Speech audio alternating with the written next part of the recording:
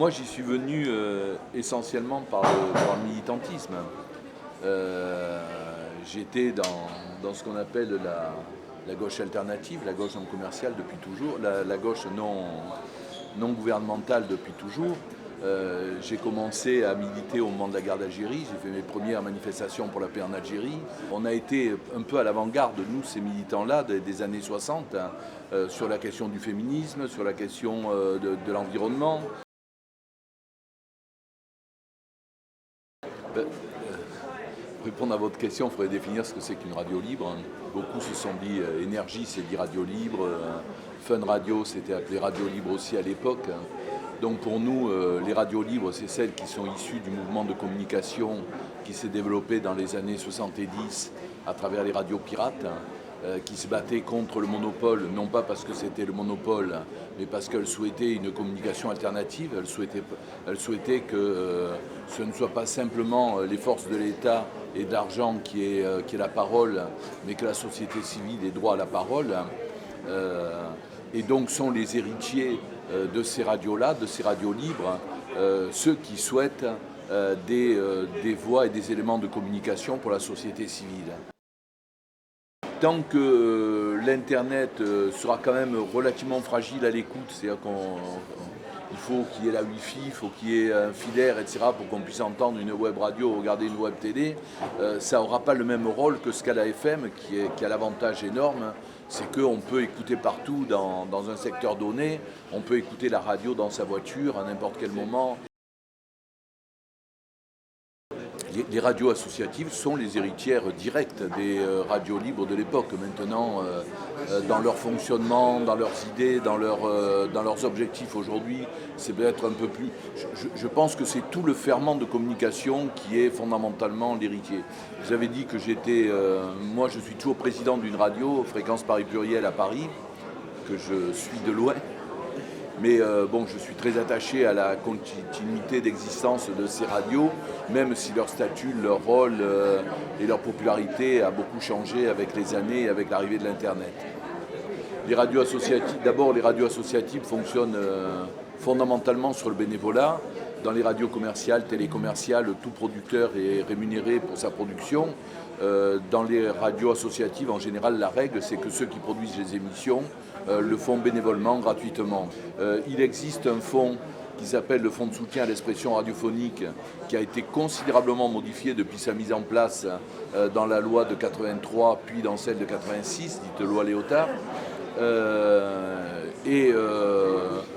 Aujourd'hui, c'est une simple subvention de l'État, alors qu'avant c'était une taxe parafiscale et c'était beaucoup plus intéressant de le considérer ainsi.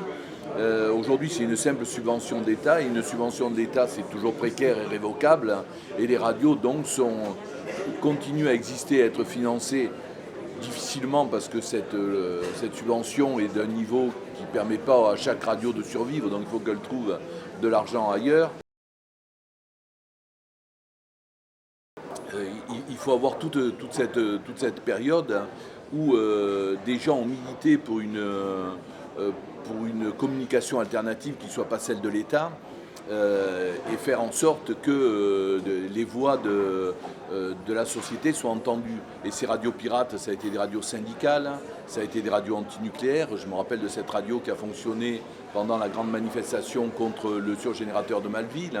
Ça a été des radios politiques, comme Radio Onde Rouge à Belfort. Ça a été, donc toutes ces radios voulaient faire entendre une autre voix. Jusqu'à Paris, où le PS avait mis à l'époque, sous Giscard d'Estaing, Radio Riposte, dans laquelle s'est exprimé François Mitterrand. Et parce qu'il s'est exprimé à Radio Riposte, il était inculpé pour infraction au monopole. Et c'est donc un président inculpé qui a été élu en 1981.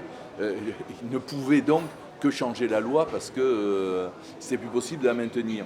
Quand il a changé la loi à l'époque, je faisais partie des radios pirates, on a discuté, on avait mis en place, dès qu'il a été élu, on a su que la loi allait changer, donc les radios ont explosé partout, se sont développées, se sont mis en place.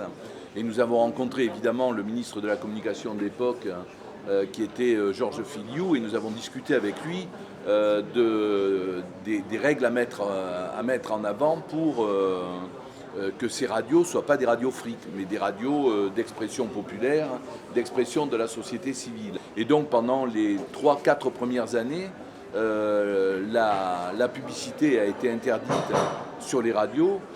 C'est Mitterrand qui a mis fin à cette interdiction sous la pression des commerciales en 2004, et ce qui a été refixé complètement dans la loi en autorisant les réseaux, c'est-à-dire en autorisant tout ce qui allait faire le processus commercial des grandes radios dans la loi Léotard en 1986.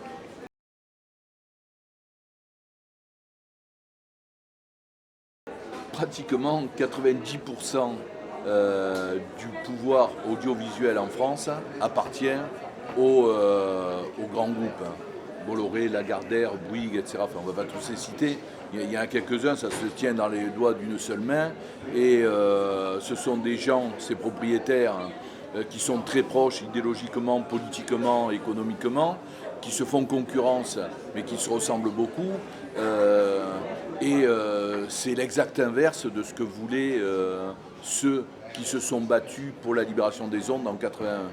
Donc effectivement, on est bien, pour reprendre à votre question précédente, on est actuellement en passe d'arriver enfin c'est pratiquement fait, on est passé effectivement du monopole de l'État au monopole de l'argent. Et ceux qui brisent ce monopole de l'argent aujourd'hui, ce qui peut le remettre en cause, c'est effectivement le système Internet, tant que les lois sur l'Internet n'auront pas empêché justement la société civile d'accéder à la communication.